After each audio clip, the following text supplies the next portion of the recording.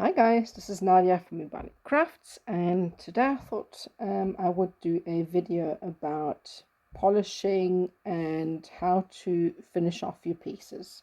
If you haven't already, hit the subscribe button because I upload new stuff on a regular basis. I quite often make kits and PDF tutorials for the videos I put up on here, and I'll pop a link in the description below. I also have all sorts of gemstones, square and half round wires, some beads, and all sorts of other goodies on my website. So take a gander over and see if there's anything you fancy. Last but not least, come and join us in our wire wrappers and metalsmiths group on Facebook. I'll also pop a link below. Right, let's get started. Right, so I'm going to start off by talking about the tools you can use that don't require any power tools. So for this, for instance, here, when I first started out wire wrapping, the only sort of polishing tool, let's call it, that I had was the steel wool, which works great actually. If you don't have anything else, this is better than nothing. If you have oxidized your piece like this one here and you need to get rid of the sort of surface oxidization, this is actually great because it removes the top here, so the top sort of oxidization. So I'm going to try and spread this out. So I'm going to show you here. Normally you'd obviously wear your gloves, but it's not so important with the hand tools as it is later when you are using a Dremel, for instance, because it doesn't get quite as hot. So I'm going to open this up a bit, and the way this works is obviously pretty rough, and you would just spend a bit of time sort of brushing over the top, and you can see here it removes a bit of the surface. I'll bring this up a bit so that you can see. So this removes the surface oxidization. This is great, obviously. Now obviously it doesn't go into the nooks and crannies, so if you want to go any deeper, for instance, you have a pendant here at the back that you want to polish and you cannot get into these bits and pieces here, the sort of deep nooks and crannies that you want to polish, it doesn't really go in there quite easily. And for that I used to use the sort of toothbrush like brushes that you can get, and I've only got the nylon one left, but these come in a set of 3. You get a brass and you get a stainless steel, and you obviously get this sort of really soft nylon, which is the only one I've got left. The only problem with these are great if you don't have any power tools and you want to get into the nooks and crannies. You can just go right in there, and it actually will remove some of the oxidization right in the middle there. Obviously the nylon brush is a little bit too soft for that, but if you do get the brass and the stainless steel, it'll get right in there and you'll get it nice and clean as well. So that works quite nicely. Now the only problem with these is the reason why I've only got this nylon brush left is because eventually if you use them too much, the bristles will start to fall out. I mean, they're not really expensive. You can get them on eBay.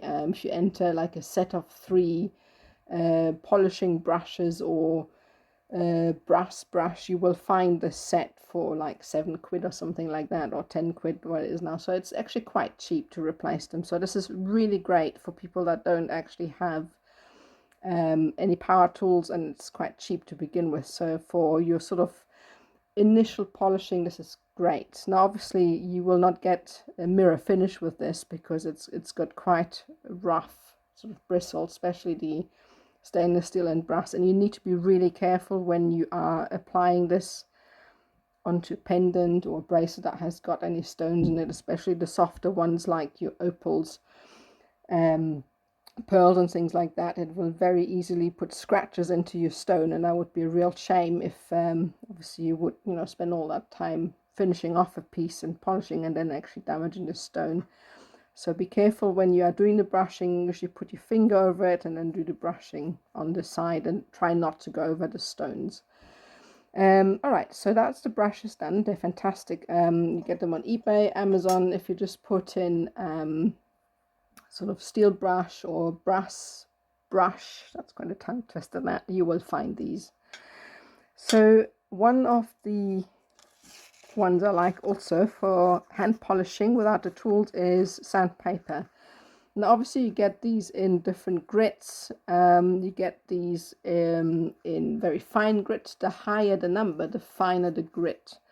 I do have a polishing pad. I'm actually going to just quickly bring this on. So this is what I was talking about. So you get your normal sandpaper, which is just, you can get the water one or the normal one, or like a polishing pad, which has got sort of a foam backing. I really like those. Before I had a Dremel, I used to use these toothbrush like brushes and these foam pads, just because they really last a long time. You can see this one is rather worse for wear already.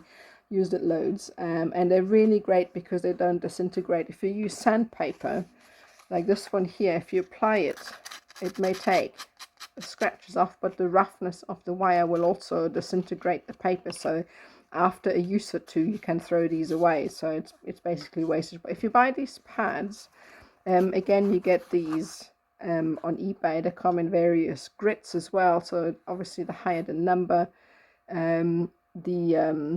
the finer the grit as well. So you can use these right through from your harder grit to get rid of scratches on wire, to some really mirror shine polish. I'll show you here on a bit of a back here, so that will take off some of the oxidization that's here. And while it's not shiny, it's a good start to actually get the metal to be much brighter and you know, to mirror shine than as you were just to use like a brush, for instance, or the roughness of the steel wool. It will definitely help you to get this a lot shinier. So again, you get these in packs. I bought a whole bag at one stage when I wasn't using any power tools that were offcuts, again on eBay. You don't get to pick what grade there is, but usually you get a good range, and it's actually really cheap. I think I paid something like £6 or so for a bag full, which I actually still got. I don't use it anymore now because I've got a power tool, but it really is quite cheap. And if you get the various grits, you can get actually quite a high level shine in your pieces. So that's those done. So I'm going to put these aside. Right, so these are your tools for hand polishing without any power tools. So I'm now going to move on to talk about bits that you can use with a power tool. So for that, I have my trusty old Dremel, and I've also got so you get these. These are just a very basic rotary tool. You can get them again eBay, you know, you can go to your maybe Facebook Marketplace and pick up a second-hand one, so you can get these quite cheaply as well. And this is like a rotary tool that you can then use the bits in. These I've got a flex shaft, which I would really recommend in getting. The reason being for that is that if you have this massive contraption here and you're trying to fine polish pendant, that can get quite unwieldy. So I would recommend to get a flex shaft if you get a Dremel, so that you have it's easier to actually do the polishing. So these things come with collets, because obviously all these sort of polishing bits here come in with different shaft thicknesses, you can see here. So you need to switch these. You can get adjustable collets, which are great for this sort of thing. So the way these work, you stick these in, and they work a little bit like the chuck on a cordless drill, really, to fit any piece. But I find when you do fine work with them, they tend to wobble because they're not very sturdy. So I prefer to use the collets. You just have to unscrew the tip like so, put these in, there's your collet, and then you would just polish your pieces like that and tighten this in. So obviously they come in different thicknesses. You can see this on the listing, and if you don't have the right collet, they're also just a couple of quid or dollars online, so you can find these quite easily. Right, so now I'm going to start talking about the different options you have for polishing, and I'm going to start off with the pieces that help you with the initial polish of a piece. So for that, I've prepared a piece here. a piece of copper which I have scratched, and I have put some marks in it.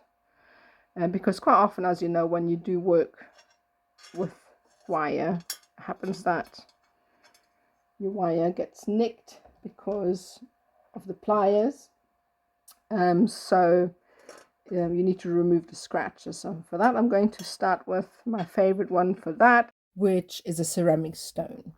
And this is with a thicker collet, right? So I'm going to just quickly slide this in and put the just over the top, and then the collet fits in there. And then to tighten it up, you kind of press button, and the button will kind of stop this from rotating all the way. As if you wouldn't press the button, you wouldn't be able to tighten up.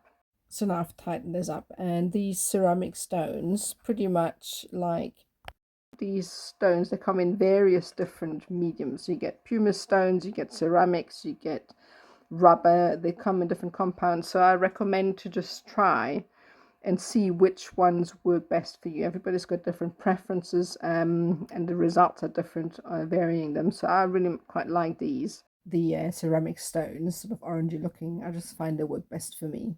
So you're just going to have to check out and see what works. They're also not too expensive. All of these come at an affordable price. All right, so I'm going to demonstrate. I'm just going to put on gloves, because obviously when you're working with rotary tools, this gets quite hot, especially in the latter stages when you are doing high polishing, because obviously it's high rev, and it gets pretty hot. So in the beginning, when you're doing the initial polish, you don't need to crank it up quite so much, just because you're removing initial scratches. But do wear your gloves, because obviously, you know, it's a power tool and you want to protect your hands. And also importantly is always wear glasses when you are working with power tools, especially with certain bits here. Things can come flying off, as I will show you just now. So wear your glasses, wear your gloves, and just generally, you know, practice safety. Right, so I've got my gloves on. So now we're going to start off with this initial piece here, and I'm going to show you how to remove marks with this piece here. So I'm going to turn this on, and you don't really need high revs for that.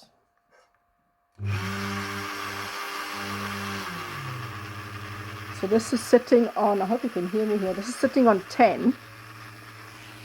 So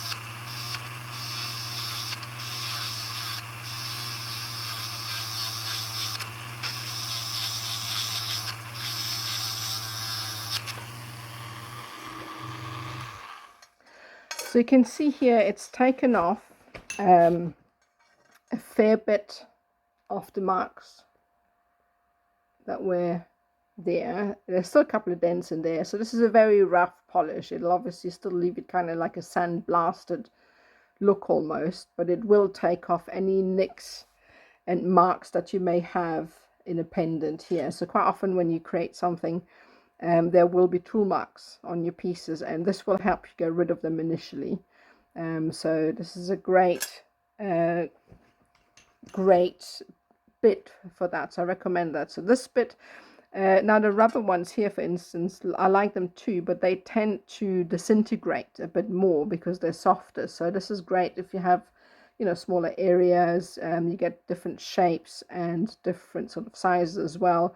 They do tend to be a little bit more messy because they tend to disintegrate. So I do prefer to use the ceramic stones, but as I said earlier, you're just going to have to give them all a try and see which one works best for you. All right, so that is for initial polishing, and then there's one more thing you can do for initial polishing and removal, which is use these bits here. So what they are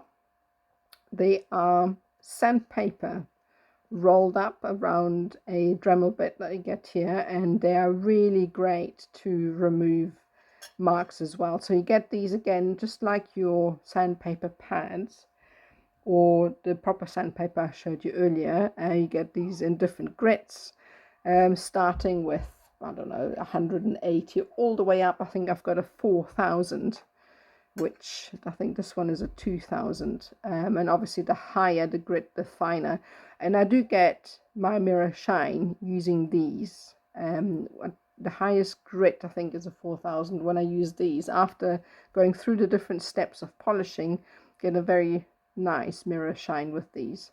So they're great for that as well. Now, so for later polishing, like going through a bracelet, for instance, if you just oxidized your bracelet or pendant or whatever it is that you've just created, and you'd like to get the surface cleaned and get into some nooks and crannies, you have different options. Okay, so there are these radial brushes that are made of some sort of expanding brush. I don't know what it's made of, nylon or so. These are just as good as any other to remove surface. The only problem is with these, just as the radial brush that you get here, I think these aren't great quality, I don't like using them, is that they do take the oxidization off, but they tend to disintegrate. So I noticed after using these that I had little bits of steel wool flying all over the place, and obviously that is not conducive, because it really hurts when you get one of those in your foot or your finger. Ask me how I know. So I don't recommend these. Obviously I think if you get better quality ones, they work, but these ones don't, so I don't like them. You can see here that they break off. I didn't like using them, so I never use these, but I thought I'd put them in here just to talk about them and let you know about these. These ones I liked. They take the, I'm going to put these on, I think it's the same sort of shaft, so that works. Quickly put my gloves on. So this works as well. The only problem is that these ones disintegrate with time as well. So let's just start. You can see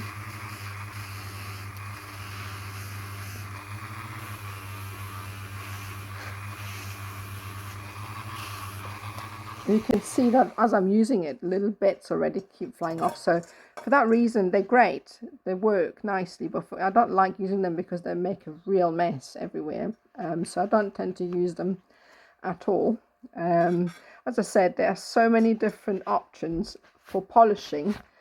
You can try them all, and I've gone through a fair lot of polishing discs and pads and rotary tools and whatnot, just to try and see what works best for me. So I thought I'd talk about them, all the ones that I've used, and just let you know what actually works for me and what doesn't work. Now, one other thing I forgot to mention when it comes to removing nicks and marks are these sort of sandpaper radial drums. They're great. I like using those for a variety of things. I can't get this off at the moment. I'm just going to grab a pair of pliers.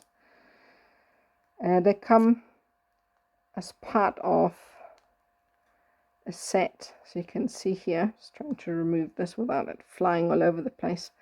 So you can see it's like a drum,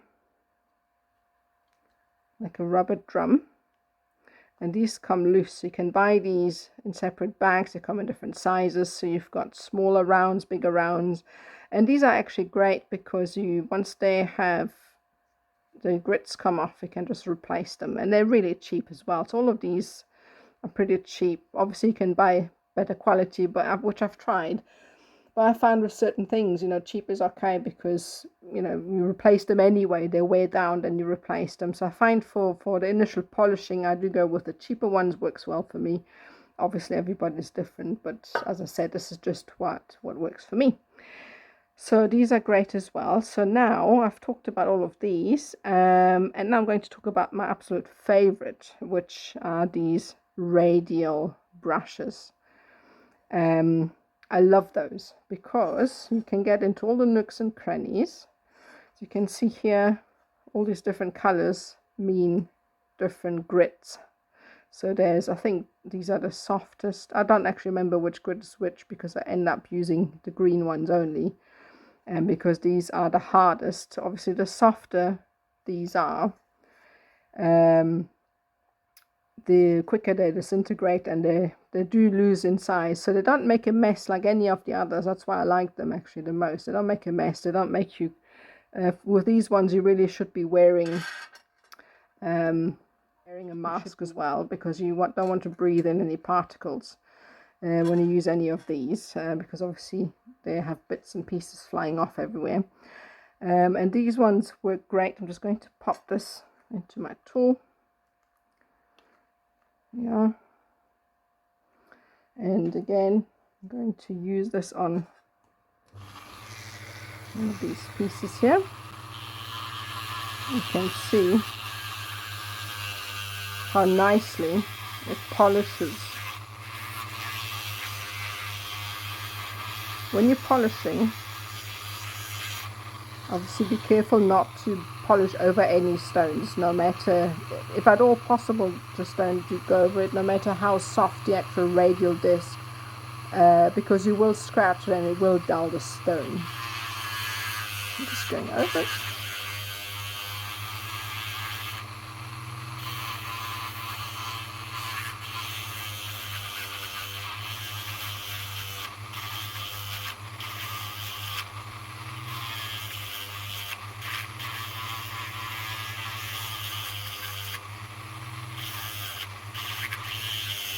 You can see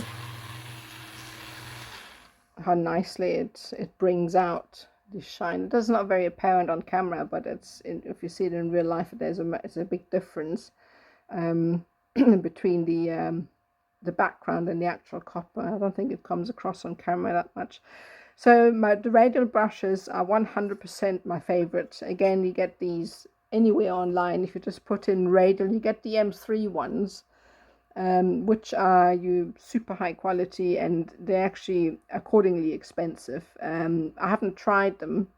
I've always used the sort of cheaper ones that you can get. They come in a box. You get like 200 of them in different grits. Get different size boxes as well, and then you just try different grits for different options. Also, these work to remove marks as well. So obviously the harder ones, like the green one here, so I'm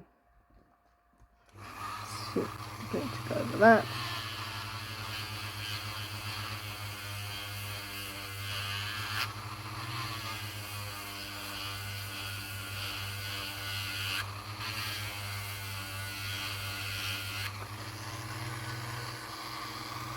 It will remove nicks and marks, the harder of the radial brushes. If you go soft, it obviously only sort of polishes it more to a shine rather than remove any nicks and marks. So I do like to use the harder one for an initial polish before I then move on to like a fine polish. So these are the radial brushes. So now let's talk about polishing to a high shine. All right, so in order to get a high shine, you need to obviously get rid of the oxidization first, and obviously any scratches, surface scratches. So this obviously only works with a piece that has got some surface area, like your hammer designs like this one here. If you have like a wire design, you only get a certain amount of high shine, because there's obviously a lot of detail in a piece like that and there isn't much surface area. You can still get quite a nice high shine polish, but obviously it's not quite as relevant to a piece like this than it would be to a piece like this. So to get a mirror polish and a high shine, obviously the important thing is to remove any surface scratches, marks, nicks, any dents in the wire, so that you have as smooth a surface as possible.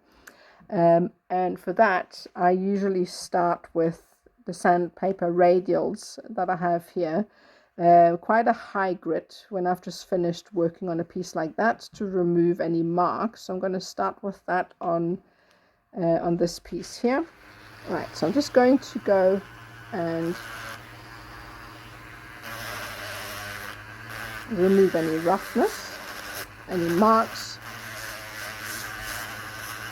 and you can see it kind of removes. If you have a look here, you can see that it removes. Let's try and zoom in. I can't, these gloves don't allow me to use my touch screen, which is a bit rubbish. So you can see, if you have a look here, that the surface is quite rough still. So what this does, this sort of radial, this sort of bit here, is because we're very rough sandpaper. So this is a 180 grit, so probably one of the roughest. You get down to, I think, 60 or 40. If you go that rough, you obviously put more scratches into the wire than you would, you know, remove them, especially at that fine work. So don't go lower than this. I think this is enough to remove any surface scratches, and this will remove any sort of, you know, dents that you have in there, and then you can move on from there to move up in grit. So what I normally do is I just, you know, use 4 or 5 different grits until I'm satisfied with the initial polish, and then I'm going to change this, and I'm going to swap it with the finest grit, which would be great if I knew where it went, because I think it fell off. Here we go. I think here it is.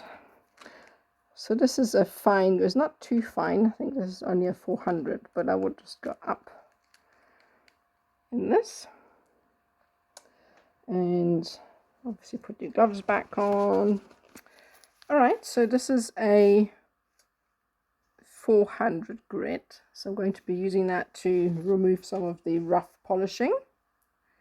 So turn this on.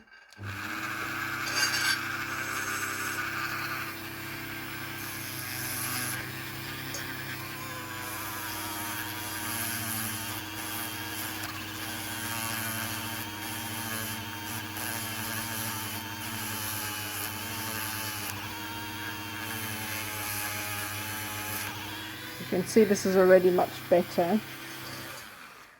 So this is already much better. You can see that it's getting, I'm just going to zoom in here a bit. It's already becoming a lot more shiny. So this is already great, but obviously we need to go more. So I'm going to use the final grit that I have here. I think I've only got 2000 here on this table, so I'm going to tighten this up.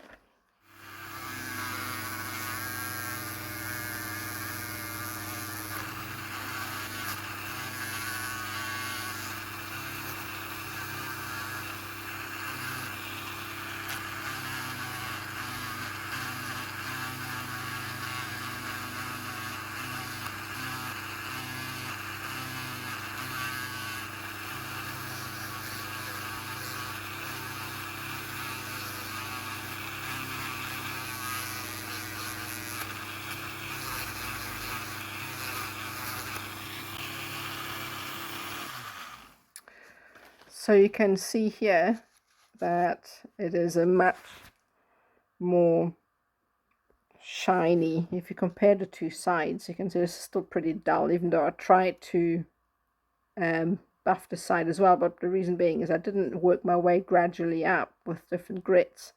It didn't come out as nicely because the initial sort of run with the rotary scratched the surface a bit more.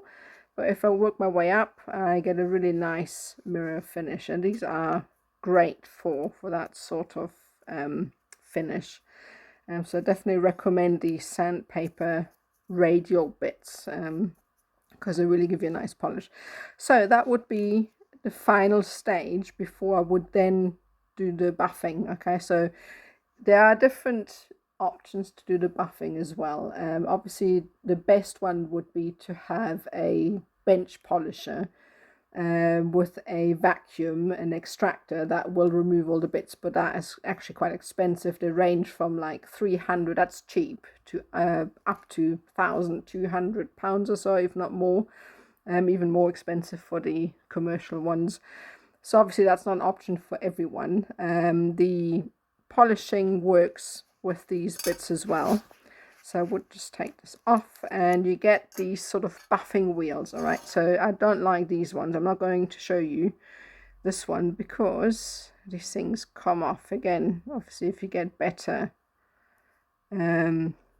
quality ones. I didn't like these. I didn't do what I wanted anyway, so I never used those. Don't like these. But these ones are great. These are felt tips. And they kind of work like the polishing wheels that you get for a bench polisher. Now, a bench polisher is a machine that has either one side or two sides of radial brushes, and then you would this machine is stationary, and then you would just hold your piece against it and then polish it and move it. And obviously, this is quite a high speed. You would be able to adjust the speed, and the same is true for your final polishing step. With these sort of felt tips. Okay, so now I've got different compounds, and different compounds work for different applications. So you get some compound that's working great for, like your rouge, great for the initial stages of polishing to remove the scratches, and then you get other compound that is great for the latter stages of polishing to get your mirror shine. You'd match those up with particular bits. Obviously just check what the manufacturer states when you buy your compound, because sometimes the colors vary according to manufacturer. So I'm going to put these aside. And also an important thing with these compounds is that you mustn't mix, let's say if you have one brush and you've used it with the white, do not use the same sort of bit to then go on to the blue. They don't like to be mixed, and what happens there, it leaves a sort of black slurry mess on your pieces, and it doesn't look great. And rather than making it bright and shiny, it really just dulls the piece, and you're going to have to throw the brush away. So make sure that you mark with a marker pen or any sort of other mark that reminds you which compound you've used which polishing with. So I'm going to put this in here. I think I need to change bit because the shank is bigger. So I'm just going to switch it over. There you go. Put this in. There we go. Actually, I'm going to use the small one. I think I've used this one with the white. So this is it. I kind of like using that because these ones are great for rings. Again, these come in different shapes as well, different sizes. And it's actually quite hard. It feels like, I don't really know how to explain it, like a piece of chalk almost, but hard. So yeah, they don't disintegrate that easily. They don't make a mess either, so they're great. All right, so I'm going to just put my gloves back on. And normally when you do the polishing at this stage, you would go high revs. Obviously the faster the wheel spins, the more polish you get, but I won't do it for this because obviously you won't hear me talk. You'll still see what it does when I use it, but yeah, normally you would go higher revs. And the nice thing to do with the Dremels, for instance, you can get these clamps and stands for the actual Dremel, or if you can fix it in place with maybe a bench vise or something like that, so that you have your hands free to hold your piece against the buffing wheel or whatever it is that you're doing your final polishing with. It helps you to get a much better finish and control, the shine, and make sure that nothing actually gets missed. So I would recommend, if you can at all, you get these little sort of bench vices or any stand that you can have to fix these in place. Right, so let's do some polishing. Right.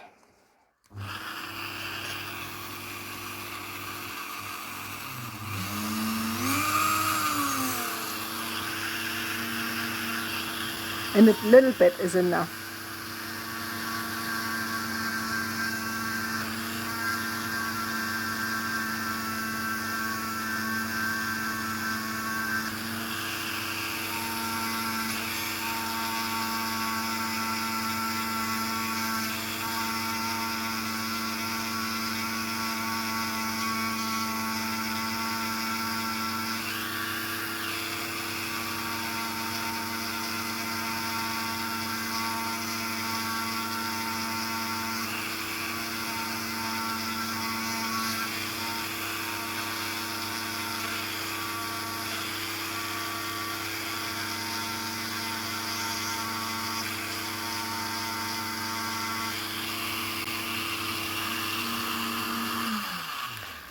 Right, and that's that. Just take my gloves off.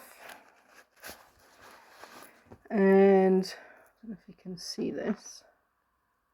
You can see the difference here. Beautiful mirror shine, and this is my favorite part. I mean, polishing obviously is always quite a lot of work. It can take, quite a lot of time depending on what you have created.